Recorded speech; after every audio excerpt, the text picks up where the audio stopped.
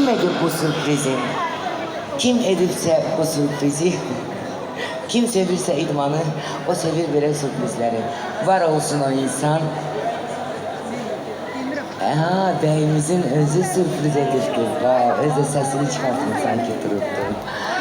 Alkışlayak o zaman beyimizi. Eli beyimizi de alkışlayak güzel mehriban gelinimizi, mehriban hanımımızın. Tebrik ederiz əzizlərimiz. Hayatımız elə sürprizlərlə dolu olsun. Xoşbəxtliklərlə, şanslarla dolu olsun. Amin, amin, amin və biz devam edelim. Baletlerim.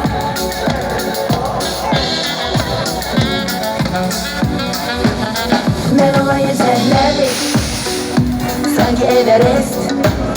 Ben olayı zirvedim, sene bura hele tez.